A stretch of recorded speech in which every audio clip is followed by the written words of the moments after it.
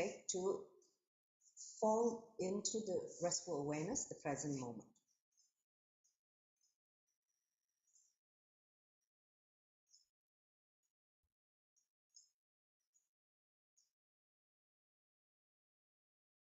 Enter into the space of Shravana, listening, pure listening. Because all this great truth, higher truth, requires our listening.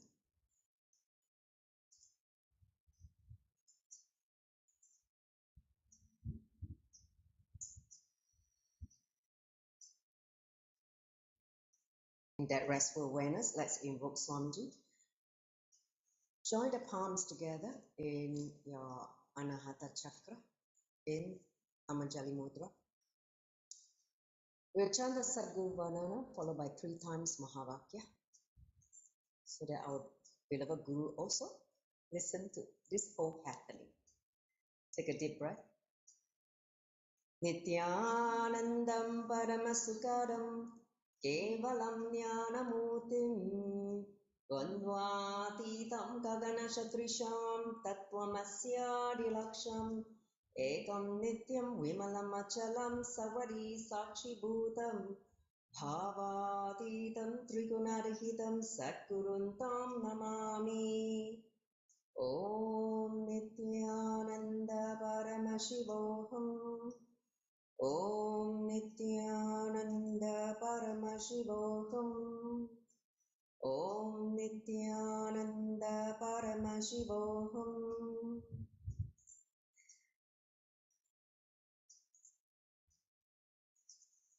With that, let's enter into the session. Next slide. So I'm going to outline what we're going to cover today in a, in a bullet points, and then we'll enter into the session itself. So given in the first chapter, it is about Arjuna Visada Yoga, right? So it's about Arjuna's dilemma, what Arjuna was going through. That whole chapter, Arjuna was speaking. He was speaking about his confusion, his dilemma. So we're going to listen to what Arjuna is saying. Okay. So in this, we're going to introduce Shastra, Stotra, and Sutra. These the triple S. And then we're going to emphasize the art of listening. Okay. And then we will introduce again Sri Krishna, the Purna Avatar. And of course, the war begins. In the first chapter, the war begins. And then we are going to zoom in on Arjuna's dilemma. Okay. And then we're going to introduce 4 tattvas based on Swamiji's definition from the book. And then finally, before we close, we will have the story of Rakshabandhan. So those people who do not know this festival or why is it celebrated? So today we're going to have that revelation. Next slide. So let me just introduce our Rishi Veda Vyasa. Okay, our Rishi Veda Vyasa, which we have invited. The Rishi is going to review the sacred knowledge of Bhagavad Gita decoded. And of course, all of you are free to ask questions also in between as we speak, because this is a session for seekers, meaning not just a reading of the book, that one you can go to other session, but this one is strictly for seekers who want to know the insight, because this book is a manual for enlightenment. Unless you're a sincere seeker, then you will be bothered to read the book and come and ask intelligent questions. We want people to ask intelligent questions so that we all can experience breakthrough. Okay, so this is the so-called the genesis of how we want this session to be, facilitated, so that all of you who are coming back here again from last session, or those of you who are coming for the first time today, this is the way how this session is going to be hosted. It is a session for seekers, sincere seekers. All right, with that, I hand over to Rishi Vedavyasa. Nityanandam. Nityanandam. everyone. This is Rishi Vedavyasa speaking. So let us start with the mantra to invoke Bhagavan Sri Krishna.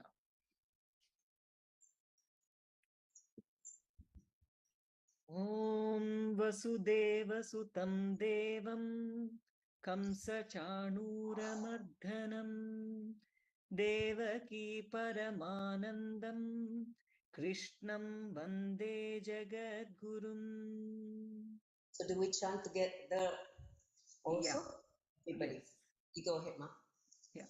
Vasudeva Sutam Devam Om Vasudeva Sutam Devam Kamsa Chanuramardanam Kamsa Charuratmadanam Devaki Paramanandam Devaki Paramananam Krishnam Vande Krishnam Vande Jagadgurum. Jagadgurum. Means, I salute unto you, Bhagavan Sri Krishna, Guru, Master of the world, Son of Vasudeva, Supreme Bliss of Devaki, Destroyer of Kamsa and Chanura. Kamsa and Chanura are demons whom he destroyed. Now, let us invoke the sacred knowledge of Bhagavad Gita with a mantra. You can repeat after me. Om Parthaya Pratibodhitam Om Pataya Pati Bodhitam Bhagavata Bhagavata Narayanena Swayam Narayena Yetnana Swayam Vyasena Gratitam Vasena Gratitam Grahitam Purana Munina Purana Munina Madhye Mahabharatam Madhye Mahabharatam Advaitamrita Varshinim Advaitamrita Vashinim Advaitamrita Varshinim Bhagavatim Bhagavad Advaitamrita Vashinim Bhagavati. can you mute because I think we should, please mute. You can chant but mute it because otherwise too many voices. Yeah. Sorry. Ma, you go ahead. Advaitamrita Varshinim Advaitamrita Vashinim Bhagavatim Bhagavi Ashtadasa Ashtadasha Dhyayinim Amba Dhyayinim Amba Tvam Tvam Anusandadhami Anusandadani Bhagavad Gita Bhagavad Gita Bhavadveshinim. Bhagaveshinim. Om, I meditate upon you, Bhagavad Gita, the affectionate divine mother, showering the nectar of Advaita, non-duality and destroying rebirth, incorporated into the midst of Mahabharata of 18 chapters by sage Vyasa, the author of the Puranas, and imparted to Arjuna by Bhagavan Sriman Narayana himself.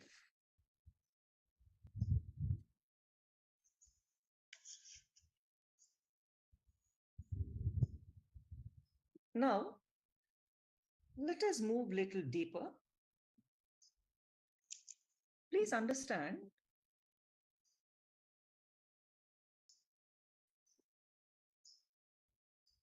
there are three categories of spiritual literature.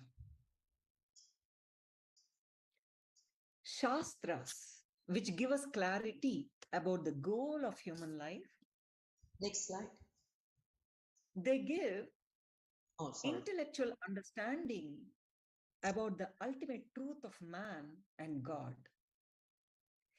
They include Shrutis, Smritis, Vedas, Upanishad, and epics like Ramayana and Mahabharata. The first category I explained. The second one is Stotra. Stotra is the expression of someone who has realized the ultimate truth. When such a realized being expresses his joy, the expression is stotras, which are devotional compositions. The next category is sutras. These sutras, they'll be giving us techniques to realize the state of uniting with the divine. Sutras give the being level experiences. So understand, this Bhagavad Gita is the only scripture that is a combination of these three shastras, stotras, and sutras, and something more. Sri Krishna, listen carefully, you should understand that Sri Krishna is the only one who gave the science of living in the space of completion, Purnatva, that you don't need to renounce anything. You will be radiating life and enjoying life, which is the essence of Vedic knowledge. You don't need to renounce anything. You can enjoy everything. Life will always be a mix of the good and the bad, the divine and the evil. Understand, choosing one over the other does not enrich. We need to complete and go beyond both. And Gita is a Shastra. It gives a clear intellectual understanding about life, death, soul, about the great why of life, as well as the what of life, the do's and don'ts, rules and regulations. Before we move forward, I want to tell you sorry, just something to here. Ma Parmeshwari, can you stop the sharing because not Vedavyasa to talk? Stop the sharing so you can focus on her. Yes, great. Thank you. All right, continue, Ma. Understand, all of you seekers, Sri Krishna is the Purna avatar.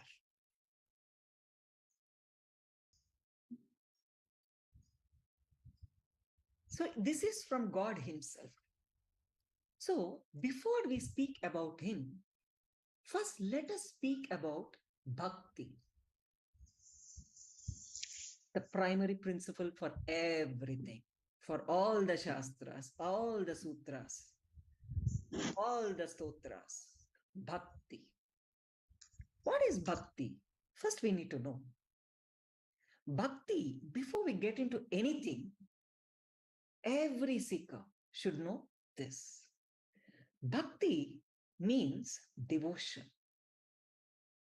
This is an alchemy process. It is as if a touchstone has touched us. Please understand, Sri Ramakrishna, the great incarnation, says beautifully, if a touchstone touches any metal, it becomes gold. Just a touch of the stone is enough for any metal to be converted into gold. Please understand, devotion is a touchstone. The moment devotion touches you, we become God. We become divine. The problem is we never allow devotion to happen to us. I will tell you a small story before we go into a great truths. Understand, our faith is pseudo if it is not life transforming. A story A guy lived as an atheist. One day, he fell from a cliff and was hanging on to a small branch. Slowly, the branch also started giving way. Then the man started shouting, "Oh God, I never believed in you, but now I do. Please save me." A guy lived as an atheist. Now he's saying, "Save me." Slowly, a booming voice from heaven said, "Oh, my son, don't worry, I will save you."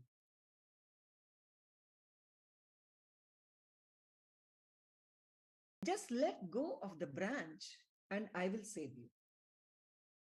Immediately the man responded, "Is there anybody else out there who can save me?"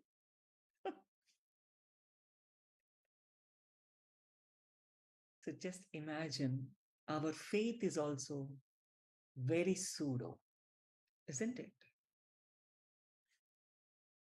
Now I'll explain about Lord Krishna. See, understand, this Bhagavad Gita is directly from Bhagavan, God Himself, from a Purna avatar. What is a Purna avatar? A perfect, complete incarnation, Bhagavan Sri Krishna. Till Sri Krishna happened, all incarnations were teaching only the science of leaving, renouncing the world, if one wanted enlightenment. But it is Sri Krishna who gave the science of living in the space of completion, Purnatva, that you don't need to renounce anything. Wherever you are, you will be radiating life and enjoying life. Understand, in this chapter, what me, Veda Vyasa, has written is, it is Arjuna who is continuously speaking. Please observe that. This whole chapter, Arjuna was continuously speaking, while Krishna, being the Purna avatar, he just listens, listens, and listens. Understand? Only an intelligent man will allow the other person to speak. In the modern era, many people are poor listeners. We need intelligence to allow other person to speak. We need intelligence to listen. By listening to others, you actually are listening to yourself. Understand? Only when you listen to you, you'll be able to listen to others. One can listen only when he or she is complete. Any incompletion inside you, you will not be able to listen. Non-listening and incompletion forms a vicious cycle. If you listen to the words that come out of the space of completion of an enlightened being, you will suddenly see that the energy of those words goes and changes your inner space. Listening awakens your intuition, your innermost intelligence. As you know, intuition comes with Ajna Chakra, which is Bro Center. Listening is God. By providing listening to Arjuna in the entire first chapter, here Sri Krishna heals the restlessness and incompletions in Arjuna. He allows Arjuna to speak into his listening so that he can go to the root of the problem and address the issue, his root thought pattern. By doing this, Arjuna was able to find a solution. This is so important for every individual to learn the art of listening. This is why, please understand, Sri Krishna, being such a Purnavatar, he was just not preaching, he was listening. So understand the importance of listening. Next. I want to ask a question from the speaker point of view. So, Yeah. what is this whole Mahabharata war about? What is this all about? Yes. That Krishna is trying to teach us. Don't share. Oh. Yes, I will tell you. See, understand, the war has begun. We shared in the last session about the whole Mahabharata story, how the war began. See, understand, this Mahabharata is a fight between completion and incompletion.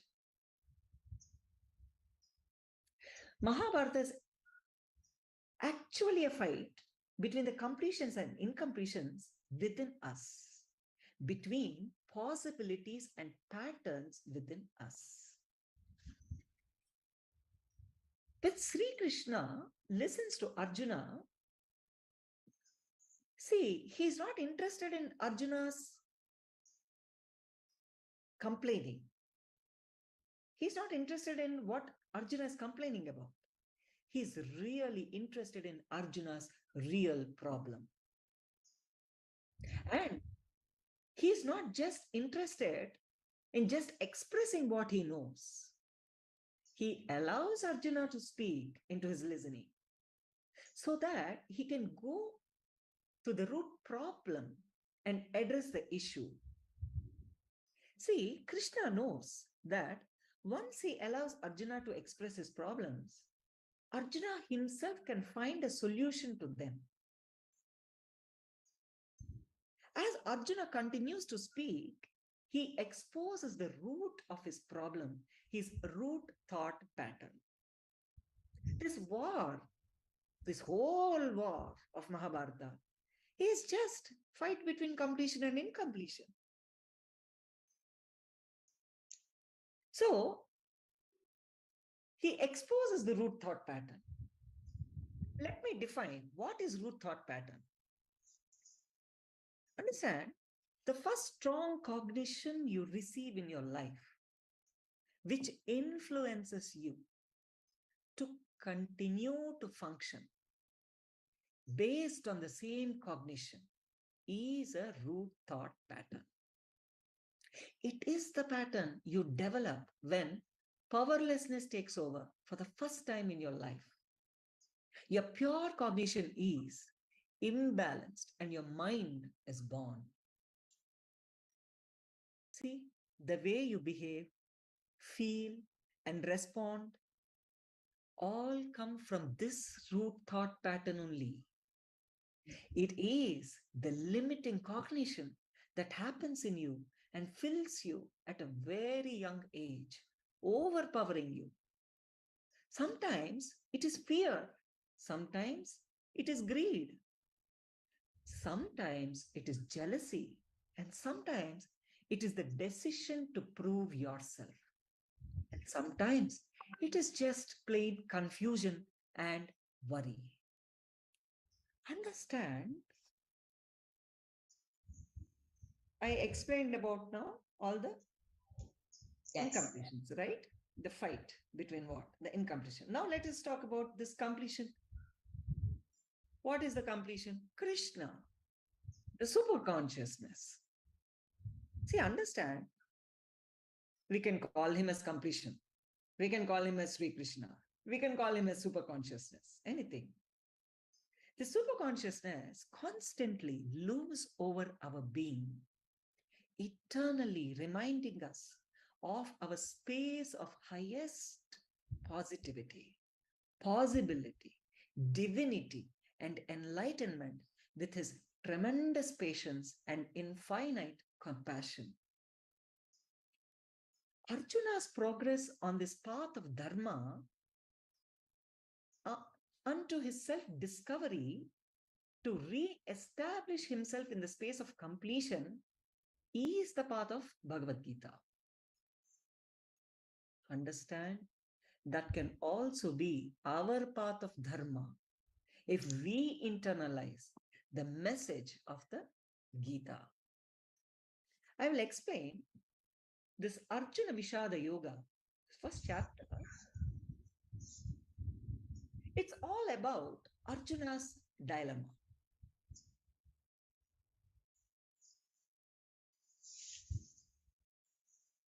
This Arjuna, the most courageous fighter amongst the Pandava princes, the darling of all his teachers, understand? And he was also a relative and a close friend of Lord Sri Krishna. But he was in deep dilemma, deep in completion. Arjuna, understand, Arjuna is both the yogi and the Kshatriya warrior. He's just not a warrior. He was also a yogi. As a yogi, he's deeply spiritual, centered, and complete within himself. And he was deeply aware and integrated to his moral and ethical obligations also. But as a Kshatriya warrior, Arjuna is the warrior leader, empowered with responsibility, ready to avenge, ready to impose order and control for protecting and upholding dharma. He is the typical Kshatriya prince. See, all of us should understand only with enlightenment it is possible to continuously, consistently proceed with both these personalities of inner completion as a yogi and outer responsibility to enrich as a warrior leader without faltering. It's not a joke. Next. So basically, what is exactly Arjuna's dilemma? Why is he so confused? What is he so, so in grief, such a grief? You want to share the insight? Yes, ma. So seekers understand wrong thinking is the only problem here in life. Why is all this dilemma and confusion? See, Arjuna falters as he faces his enemies on the battlefield of the great Mahabharat war. His dilemma unfolds this way. Arjuna's dilemma is such that he is now able to be neither a yogi nor a kshatriya. Just now I shared that he was both yogi and a kshatriya. But right now, his state of mind, he was neither a yogi nor a kshatriya. He loses his space of completion and falls into such deep grief that bewilders his mind. I will explain his state in a verse.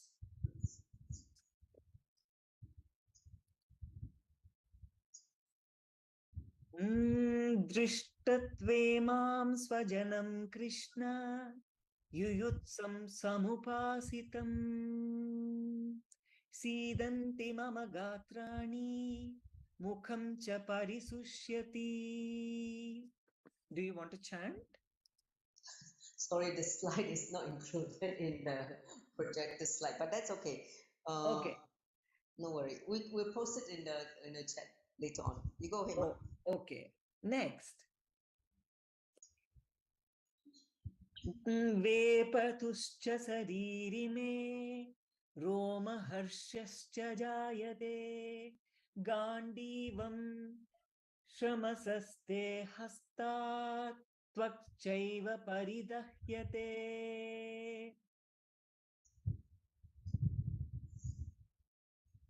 See, here Arjuna is saying, Krishna, seeing my friends and relatives present before me, eager to wage war, my limbs are giving way. My mouth is parching and a shiver is running through my body. My hair is standing on end. My bow Gandiva is slipping from my hands, and my skin is burning all over.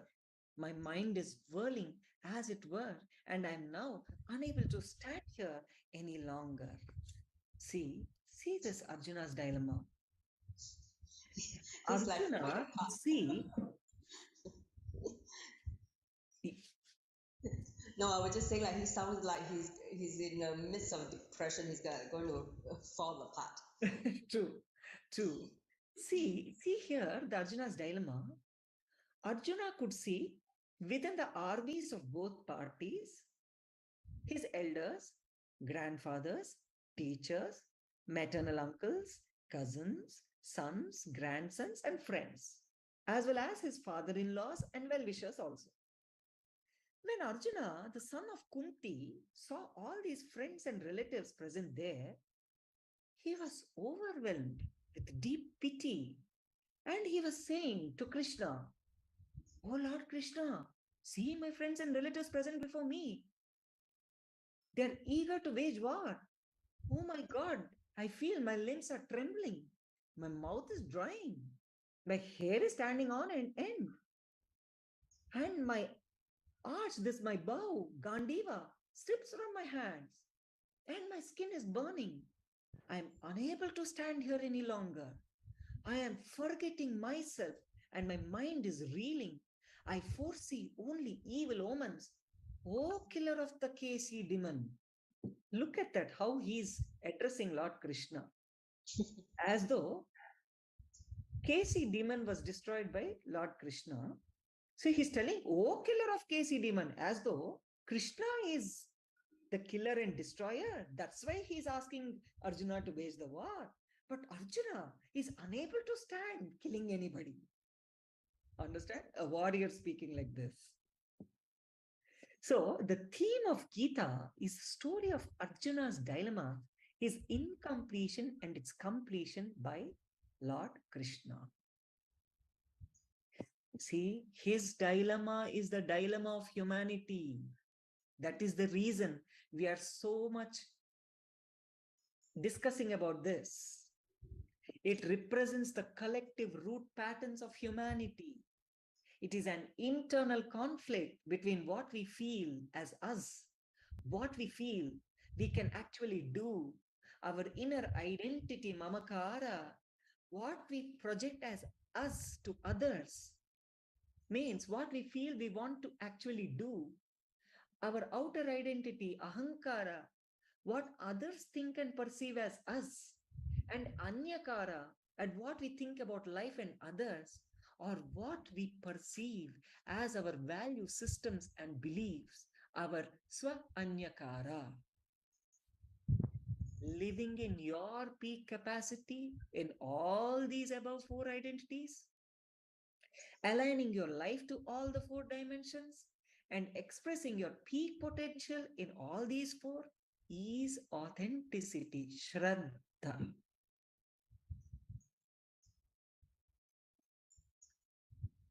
That is the reason we should know this Arjuna's dilemma, because that's the same thing which all the humanity is going through. Utter confusion.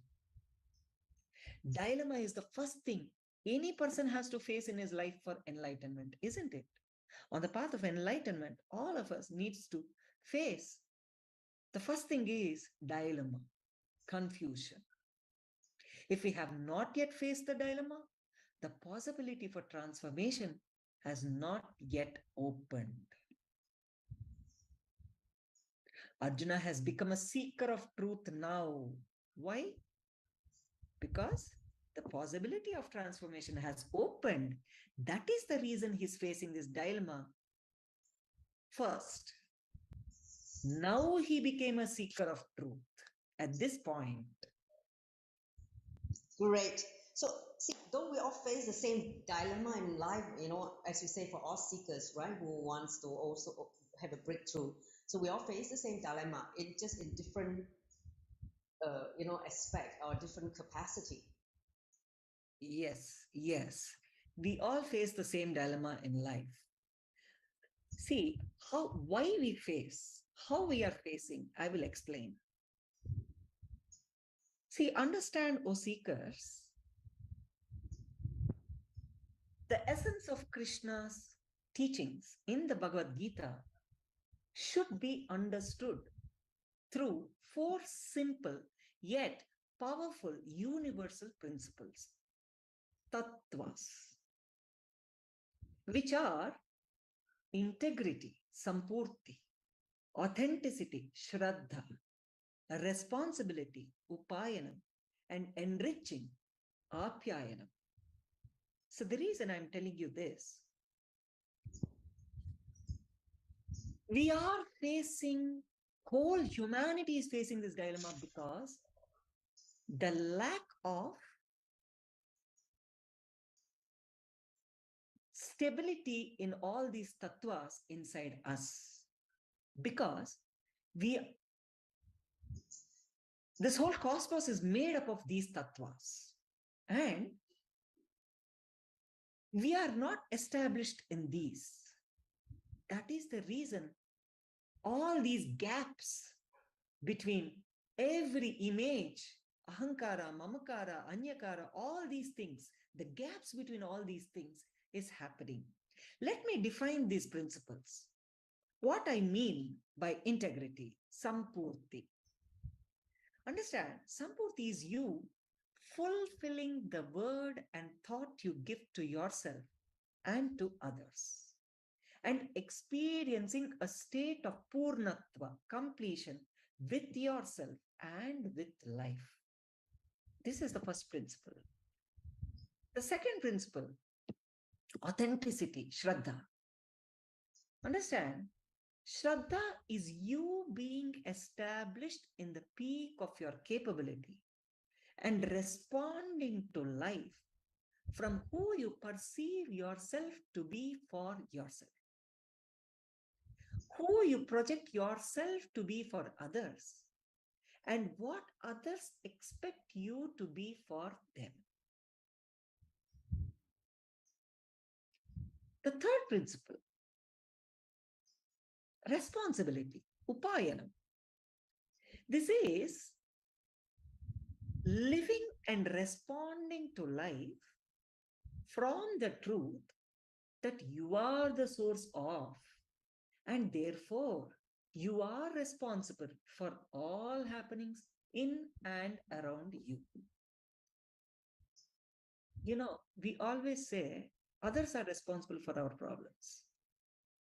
No, we are responsible for all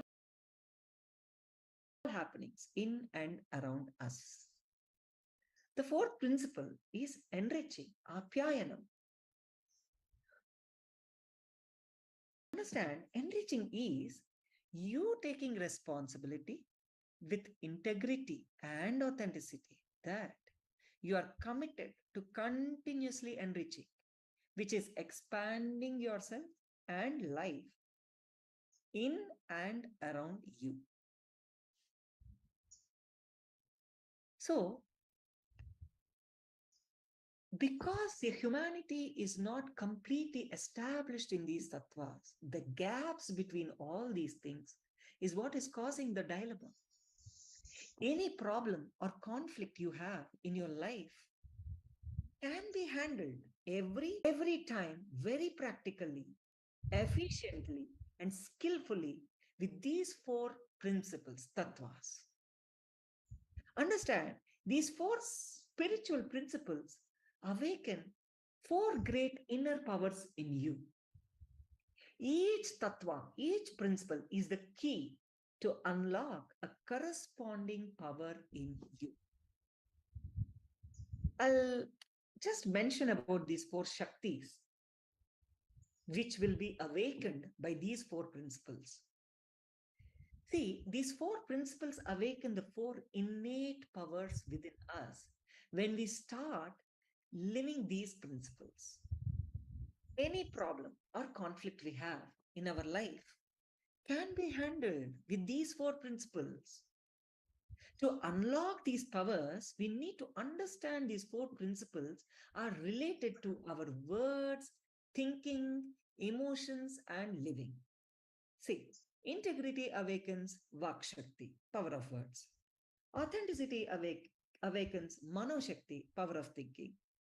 Responsibility awakens Prema Shakti, the power of feeling. And enriching awakens Atma Shakti, power of living. So, do you understand now, O seekers, why Arjuna went through all this dilemma? See, every one of us have to wonder, what is the why for my life? It is important to question this. See, understand, O seekers, it takes a lot of courage, of authenticity to bring integrated listening to our thinking, to stop and question our lives, our actions, and society's plan for us. We have to question, understand the attitude of asking why needs awareness. If we just keep this one question alive, why am I doing what I am doing? And are able to take this one question to the logical conclusion in our life, I tell you, we will be enlightened and you will radiate enriching. Next. Great, thank you for this insight. So, what is the law of the cosmos in this context, in this chapter? Law of the cosmos. I should say, law of cosmos. It is responsibilism. Don't you think? A person who does not feel responsible even for his own actions, he's an animal. He lives in a very low level consciousness. Before that, I'll tell you, all of you, I should ask one question. See, the way the whole cosmos is working, please understand, whole cosmos is working with responsibilism. Just understand what is happening. For example, what's happening in your body. If your heart just says, I want to rest for 5 minutes, what will happen to you? Heart will say, please give me a break for 5 minutes. What will happen? Your lungs will say, oh, please, Vedavyasa, please give me 1 minute. I can't breathe. Just give me a break. What will happen? So, how beautiful, our body is an example. How beautifully and responsibly each organ, each nerve, each vein, everything is working so beautifully, isn't it? So, a person who does not even feel responsible for his own actions, what is he called? He's equal to an animal. He lives in a very low level consciousness. See, Duryodhana, along with the Kaurava army, he represents this low level consciousness, isn't it? A person who feels responsible for his own actions is a human being. A person who doesn't even feel responsible for his own actions is an animal. A person who feels responsible for his own actions is a human being. That means he's living in a middle level consciousness. A person who takes responsibility even for others' actions is divine, like Lord Sri Krishna. So a person who feels responsible for his own actions, there were many warriors who felt responsible for their actions, their duties, and they even supported Duryodhana, the Kaurava prince. They represent this middle level consciousness. Now let me speak about the one who takes responsibility even for others' actions. He is divine. He's like Lord Sri Krishna. He lives in a leadership consciousness, Ishwaratva, leadership consciousness. Understand?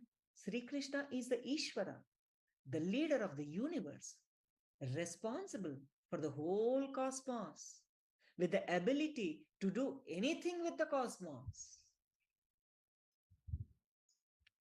See, also understand the cosmic law of responsibilism is the job of an incarnation. See, we spoke about law of cosmos is responsibilism. Now, what the responsibilism is the job of an incarnation, means re-establishing the dharma. See, the decision to feel responsible for the whole cosmos is enlightenment. Any one of us who are feeling we want enlightenment, what should be the first decision? Feeling responsible for others around us. Feeling responsible for us and for others and for the whole cosmos.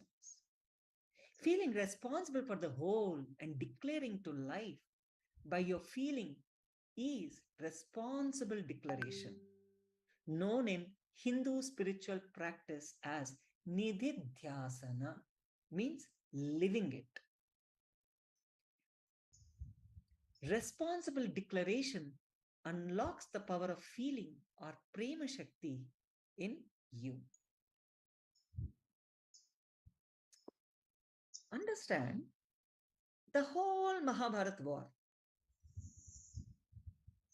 It is Lord Sri Krishna's expression of the power of his responsibilism, Ishwaratva. Even though Sri Krishna or his actions are not responsible for the war, even though he is not the reason for the war, he takes the responsibility even for others' inauthenticity and others' irresponsibility and re-establishes dharma, the cosmic law of responsibilism. This is the job of an incarnation, which Bhagavan Sri Krishna did so beautifully, isn't it? Yes, amazing. So, Mark, do you want to sort of give us the essence of this Bhagavad Gita in this first chapter? Yes, the essence of the Bhagavad Gita. O seekers, the essence of Gita is living in the space of completion in the present moment. What is it? Living in the space of completion in the present moment. The truth expounded in the Gita are about personal transformation. We are supposed to apply. How is this personal transformation going to happen? As I told above, why dilemma, Arjuna's dilemma? I explained about 4 tattvas, right? We should be practically first Shravana, listen, Manana, analyze, Nididhyasana, living. Means we should practically live those truths. That is when our personal transformation happens. Each verse of the Gita is a sutra, a technique that can work on your being and transform you through completion. What is completion?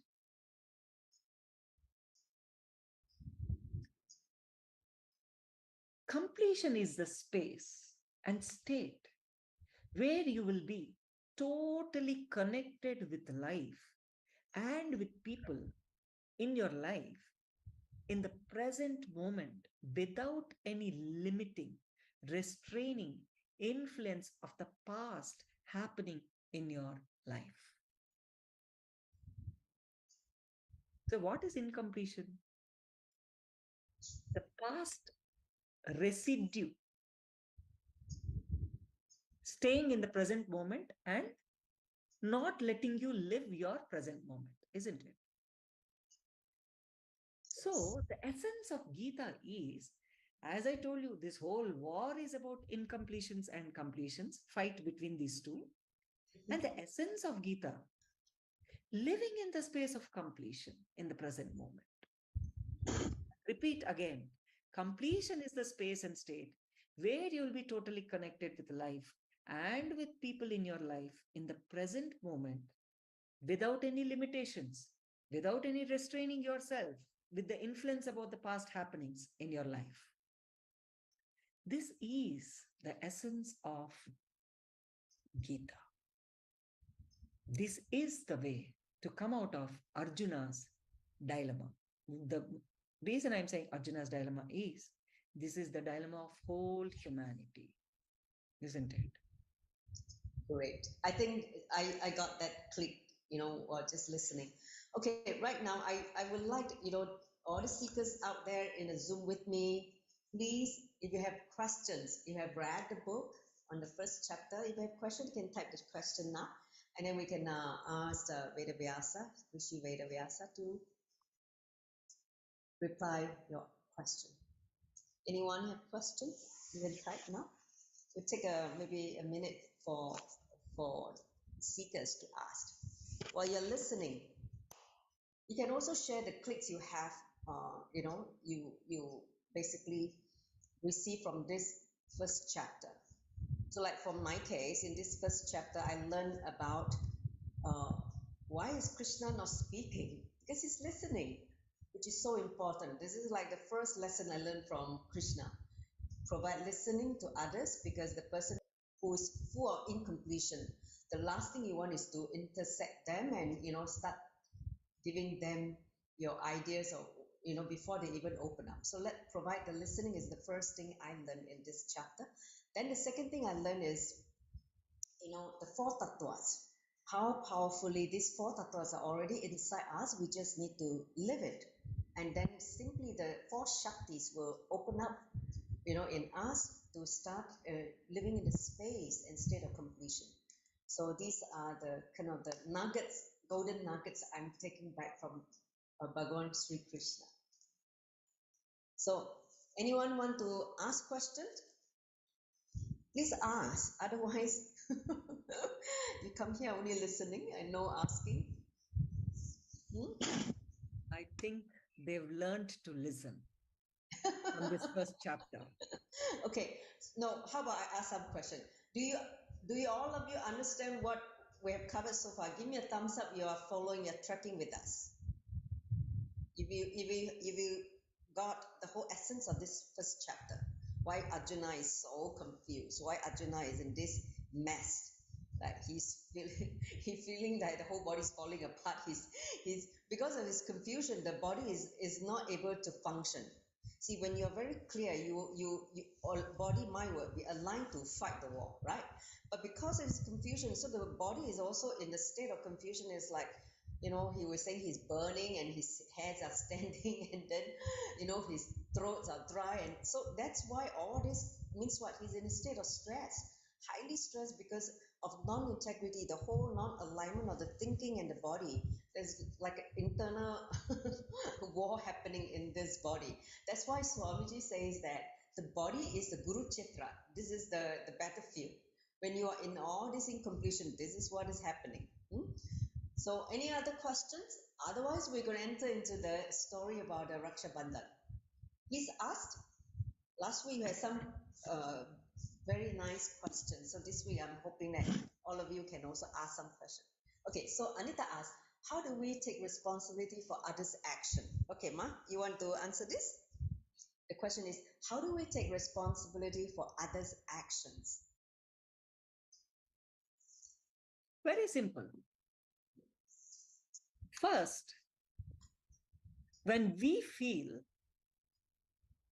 responsible for our actions, whatever is happening to us in our life, whatever is happening around us, immediately we will understand how to take responsibility for others' actions. Suppose, I'll give you an example. Here,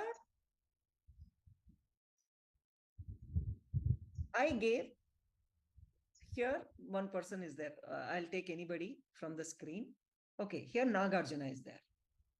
Suppose I gave him to make a Google slide to do something. And I gave here one more person, Chaitanya, to do some other thing. But they couldn't do. I have this class to do, suppose. I cannot come to you tomorrow morning and say, because Nagarjuna did not do his job, because Chaitanya did not do his job, I can't do this class. I can't say that. Because they are my team members. I need to take responsibility for what they didn't do also to make it happen. And I should make sure that if they are not doing, I am doing that job and presenting myself tomorrow in the class. I have to make it happen. So we cannot give a valid reason. As Swamiji says, 100 valid reasons is not equal to one work done. I have to make this class happen. Yes, I gave Nagarjuna, I gave Chaitanya, I gave Padma, I gave them 3 chores to do. And I am thinking middle of the night, everything is already done. But it's not done. Then what should I do? Me taking responsibility and doing, either making them do, or me myself doing it and presenting myself next day to you. That is my responsibility. So taking responsibility for everything which is happening around you and inside you and making it happen. That is the way we should take responsibility for others' actions. Wow, I can totally relate with that example, Mark. I want to share just a recent example in my team meeting. We're preparing for Ganesha Chaturthi plan. We plan to have a 9-day celebration. Okay, that means introducing Ganesha to the whole world in different aspect of Ganesha. So, and obviously each day we're going to do something. And this is the idea I came up with. And obviously I need to inspire my team to take up different parts of the component of the 9 days. So, and because I want to make this happen, so I have to think through myself. I have to take the responsibility to move things, right? So I come up with the structure of the plan, and then of course I put the names, okay? And of course there's something that I need people to volunteer. So in our meeting last night, so I was asking this let's say doing the clay of Ganesha, who is willing to do it? So because I don't know who would be willing to take the responsibility of doing that part of the, you know, the job. So like this only, you know, sometimes we just have to take responsibility even when the others are not able to see it. Now we have to move it. I totally agree what you know, your example. Great. Okay, Rosita said, I love the example of what if our heart lungs want to have a break, and when the Vedavasa explained responsibility earlier, yeah, cannot break. It need to go on. The show need to go on. Same thing in Guruku, the shows need to go on. You cannot stop. It's a school. So that's what I'm saying. Okay, so there was some more question. Vedavasa say, so Arjuna is in dilemma because of his. Sometimes we do not take action, something stops. Yeah, what it is not a question, right? It's just a command, isn't it? Clarification, Ma, clarification.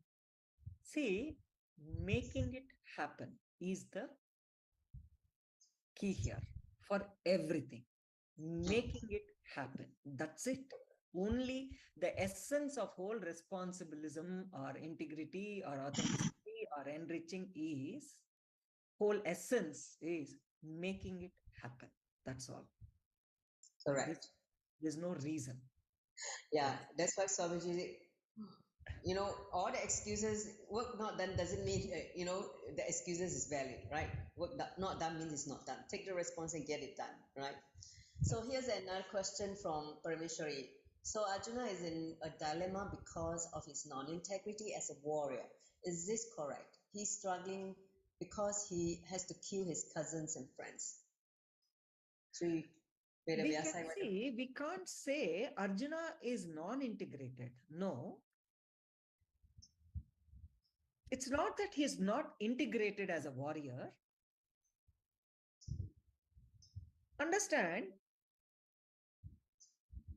he had both dimensions of yogi and warrior in him, isn't it? Yes. So actually, to tell the truth, he doesn't have any incompletion with all his relatives, even though the kingdom was not given to him, or even though all this happened.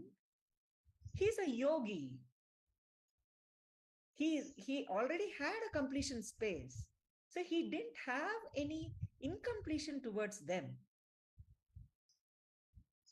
But as a karma, as an action, because he was a warrior and a prince who has to, naturally, as a prince, his duty is to, assist his brother for the kingdom, isn't it?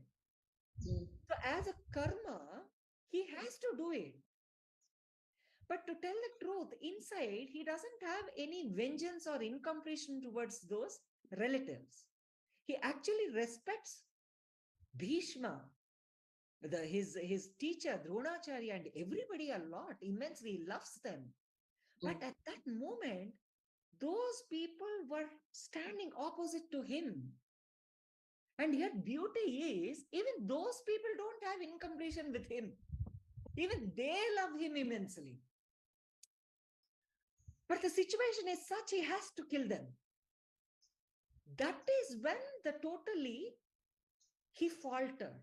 Because both warrior and yogi, both simultaneously are existing in his system, in his being. Now it's a fight between those two, isn't it? Fight between yogi and warrior there. So that moment, that became his mental state. So with all these four tattvas, when we complete, we become Krishna, where Krishna will never falter, isn't it? Krishna will not falter, isn't it? So that is the reason that example has been given, actually. It's not that he's not integrated. It is that he is also a Nara, human being, isn't it? He didn't become complete Krishna yet. He is now only a seeker now. That's why. Yes. Because both dimensions are existing inside him. That's true. So I think let us talk about... Enter into the Raksha Bandhan story. Parisha, you want to share that slide? The story of Raksha Bandhan. I'll be excited to know because it's from Gita. Okay, I'll share a small story, seekers. Today, actually, it's a special day of Raksha Bandhan. Raksha Bandhan is a day where whole Hindus, they celebrate. It's between a brother and a sister. Means brother takes an oath to protect the sister.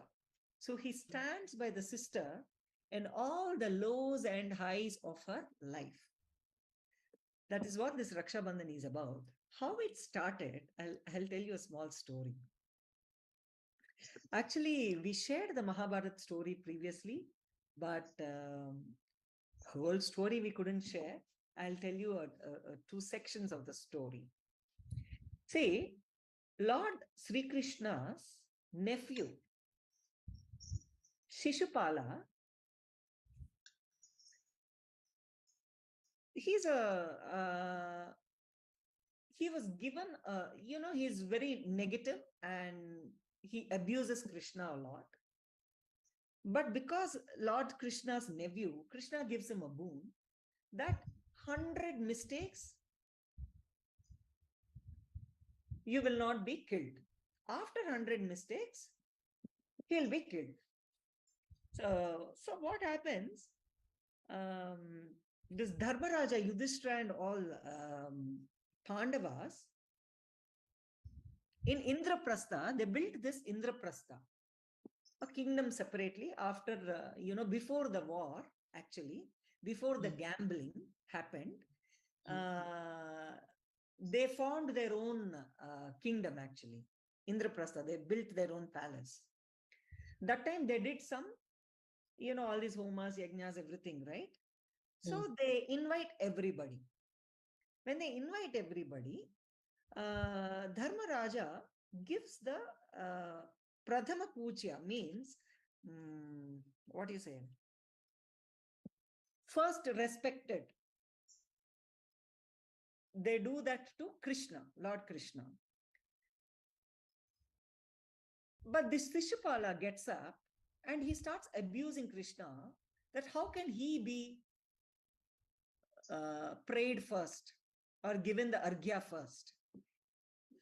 So he gets very angry and he starts abusing. He abuses so much that he forgets that he's allowed only 100 mistakes.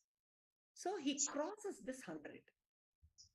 The moment he crosses this 100, Lord Sri Krishna, the time has come for his destruction, his negativity. So Lord Sri Krishna just gets up and, he's Sriman Narayana who landed on the earth. So his weapon is the disc, you know that, right? The divine disc, the chakra. The Sudarsana chakra. Yeah, Sudarshana chakra.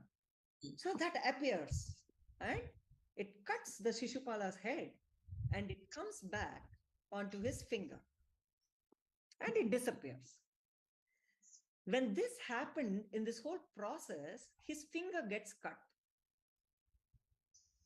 Because that sharp Sudarshana chakra, right? Of course, even this is a Leela, the divine Leela. But as a story, so it gets cut. There, Draupadi, the Pancha Pandava's wife, she is also a very close friend of Lord Krishna. These two are very close. So Draupadi sees there, and immediately what she does, she is the queen. Please understand, Draupadi is the queen. And she tears her, she doesn't even wait to call a doctor, or she doesn't go and, gives an instruction to a maid that please bring the first aid box, nothing like that. What she does, immediately she tears her own sari. She ties it around Lord Krishna's finger to heal it. So Lord Krishna say, so it's a saying that when she tied the thing to, heal her Lord Krishna, then Lord Krishna inside, he blesses her that he will always protect her.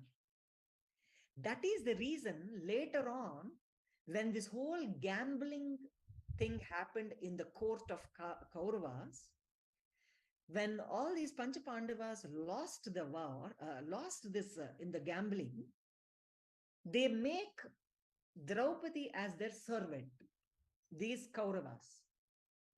They literally drag her with her hair, her long hair, brings her into the court. Please understand, women were not at all brought into the court in those days. Women were in Ghosha. They were very respected women. So they can't be in the court.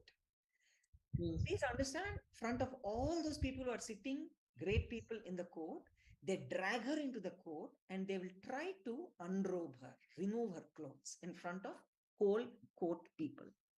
Yes. That's when Draupadi, she calls out for Lord Krishna. Hey Bhagavan, Hridvasa means who lives in our heart, please come and save me.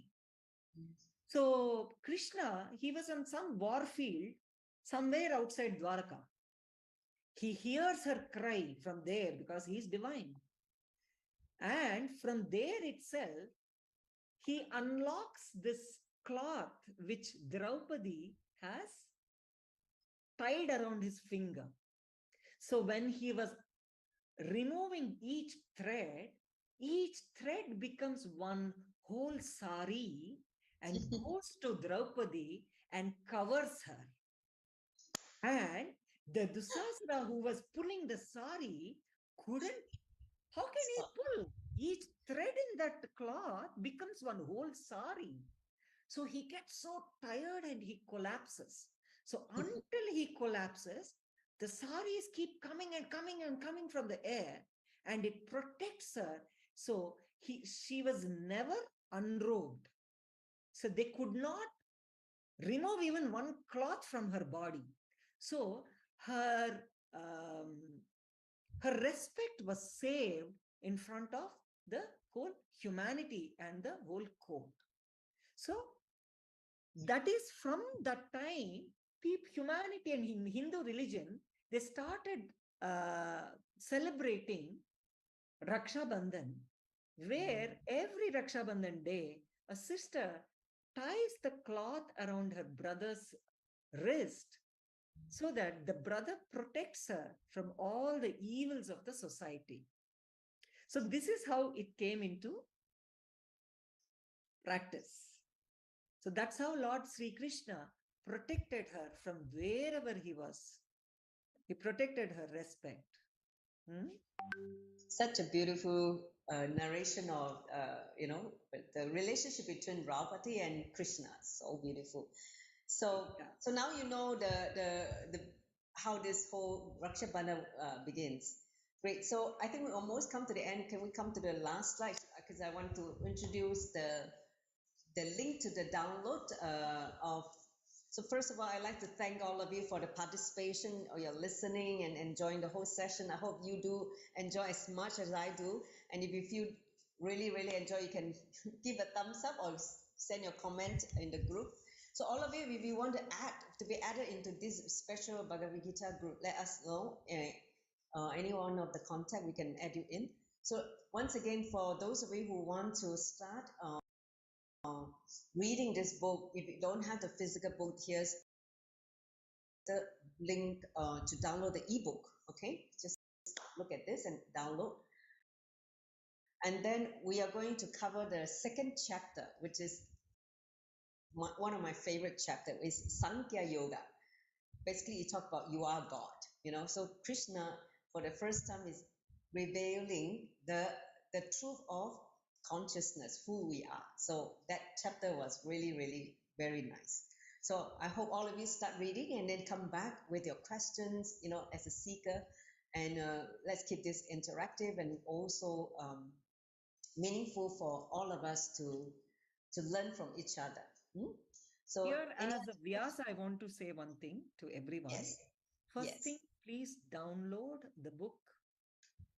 Look into the chants so that we can chant very nicely.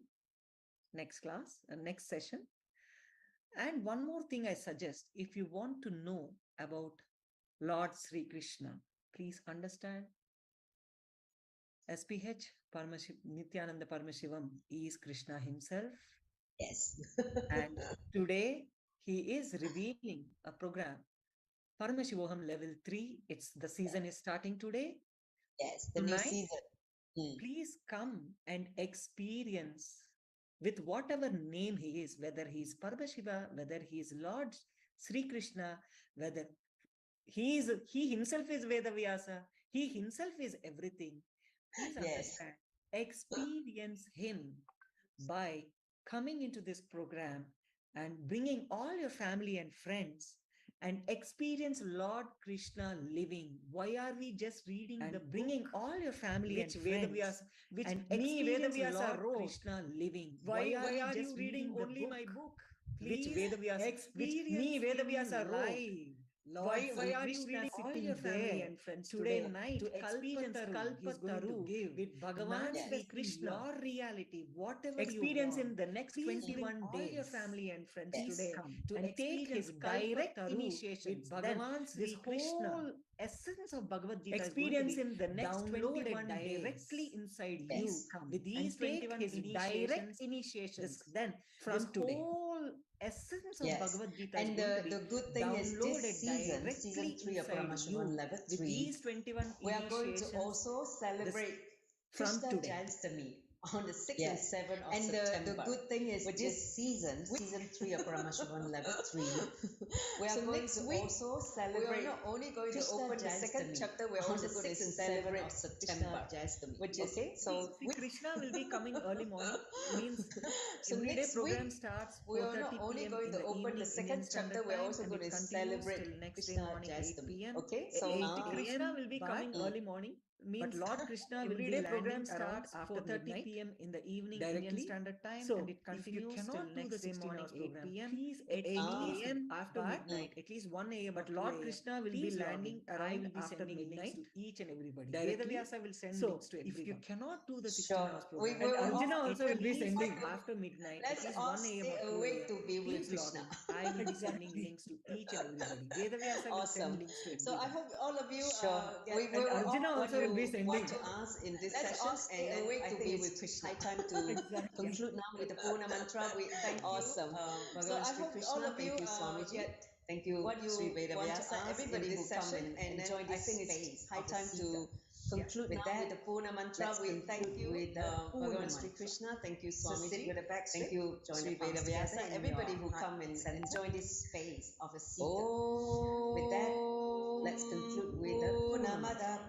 So sit with a back straight, join the palms together in your heart center. Purnasya Purnamadaya Purnamevavashishyate Purnamada Purnamidam Shanti Shanti Purnasya Purnamadaya Purnamevavashishyate Paruta Paramastu Shanti Shanti Shanti Hari Om Tatsat Savam Bhagavad Nityananda Paramashiva Paruta Paramastu Nityananda, thank you.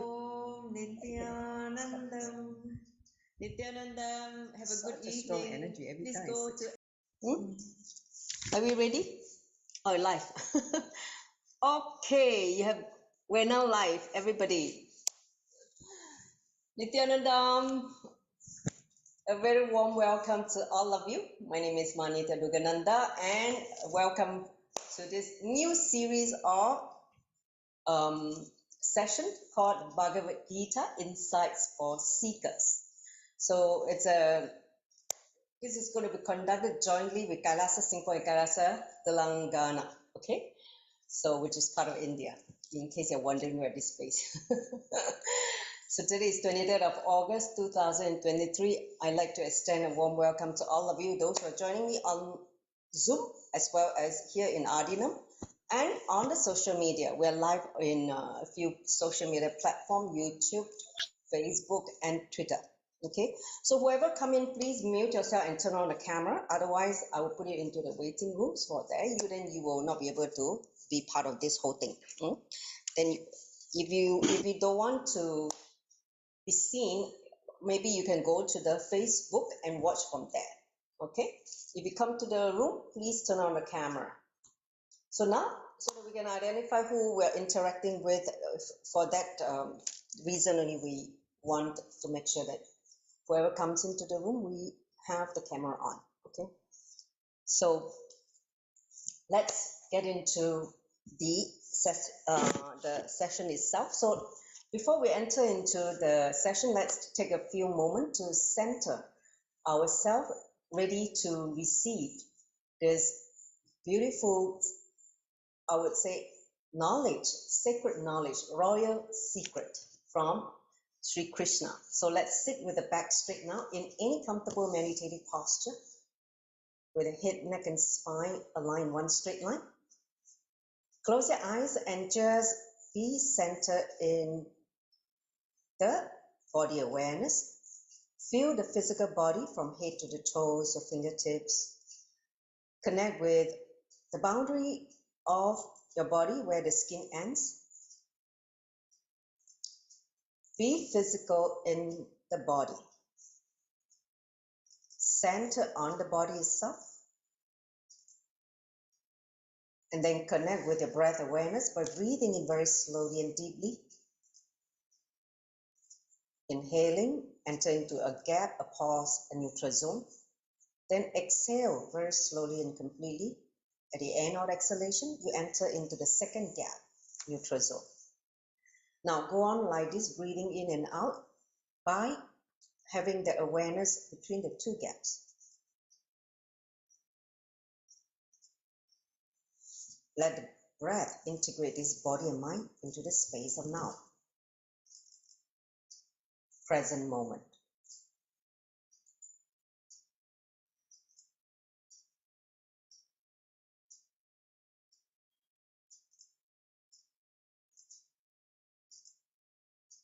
As you know that your breath is the bridge between you and existence, as well as the bridge between you and your body, your mind, body and mind.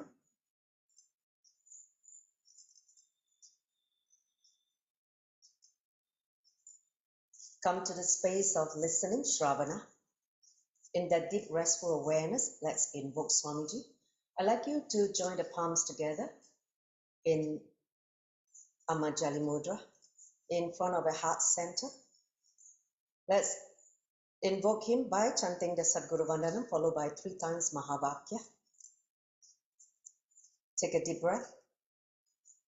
Nityanandam Paramasukaram Kevalam Jnanamurtim Dvandvatitam Gaganashatrisham Tattvamasyarilaksham Ekam Nityam Vimalamachalam Savadi Sakshibhutam Bhavatitam Trigunarahitam Sadguruntam Namami. Om Nityananda Paramashivoham. Om Nityananda Paramashivoham. Om Nityananda Paramashivoham.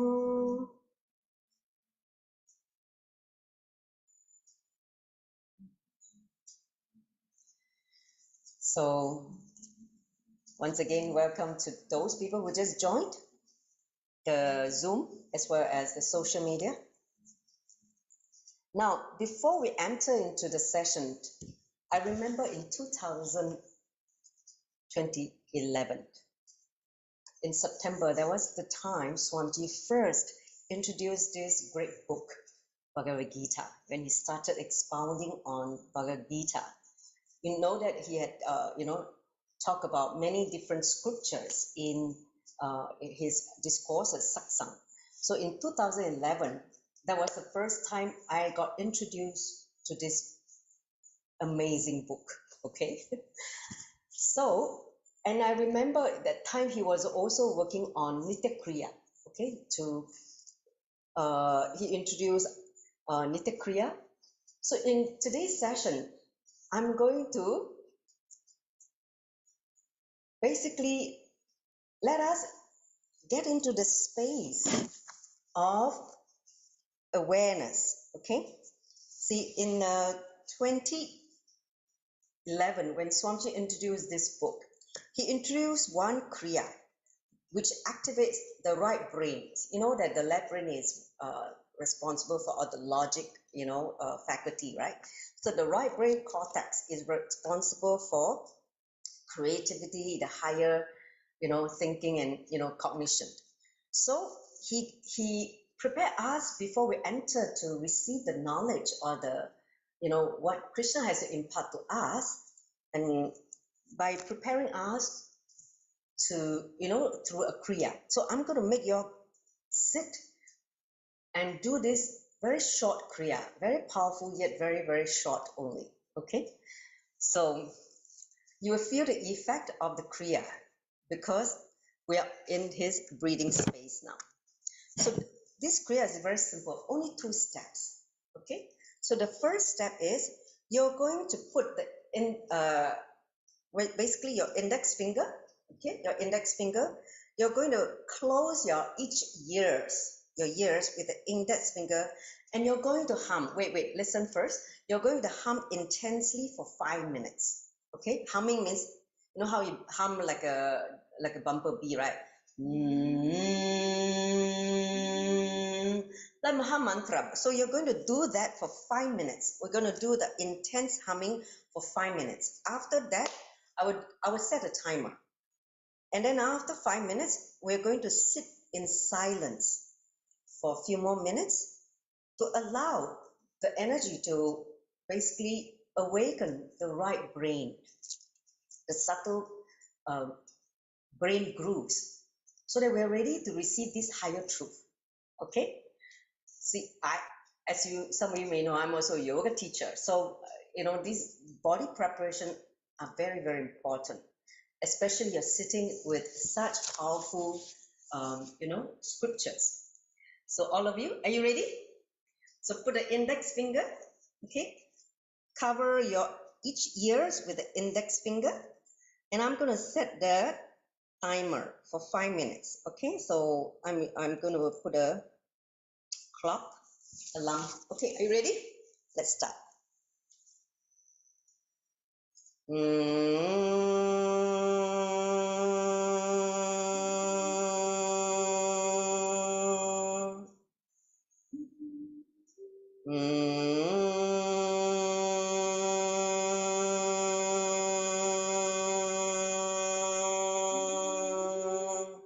As loudly as possible, as intensely as possible.